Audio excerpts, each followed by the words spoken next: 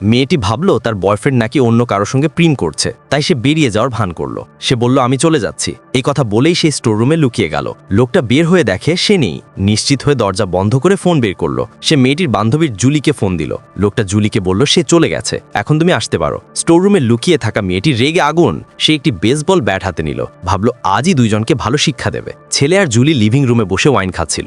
মেয়েটি ব্যাট হাতে পিছন থেকে এগিয়ে গেল। ঠিক মারতে যাবার সময় শুনলো যদি সে জেনে ফেলে পুরো জন্মদিনের সারপ্রাইজ নষ্ট হয়ে যাবে। এটা শুনে মেয়েটি থেমে গেল। বুঝলো তারা সত্যি তার জন্মদিনে সারপ্রাইজ বানাচ্ছিল। সে আবার লুকিয়ে গেল। ঠিক তখন জুলি বলল তোমার প্যান্ট খুলে দেখাও। এটা শুনে মেয়েটি আবার রেগে গেল। ভাবলো জন্মদিন সাজাতে প্যান্ট খোলা লাগে নাকি। সে এবার ফ্রাই প্যান হাতে নিল মারার জন্য, কিন্তু আবার সত্যি জানা গেল লোকটা গোপনে উড়ুতে মেয়েটির নাম ট্যাটু করেছে। জুলি শুধু দেখতে চেয়েছিল। লোকটা বলল আমি চাই সে প্রথমে দেখুক। এটা শুনে মেয়েটি আবার শান্ত হয়ে লুকিয়ে গেল। তারপর লোকটা বলল সে জুলির জন্য উপহার এনেছে, আর উপহারটি ছিল অন্তর্বাস। এটা শুনে মেয়েটি আর সহ্য করতে পারল না। সে বেরিয়ে এসে চিৎকার করলো আর ইউ কিডিং মি। দুজনই ভয় পেয়ে গেল। মেয়েটি জিজ্ঞেস করলো এটা কি ব্যাপার। জুলি অন্তর্বাসটি দেখিয়ে বলল এটা নতুন ব্র্যান্ড, আর ব্র্যান্ডটির নাম মেয়েটির নামেই রাখা হয়েছে। সরি, এটা তোমার জন্য সারপ্রাইজ ছিল। মেয়েটি বুঝলো সে ভুল ভেবেছিল।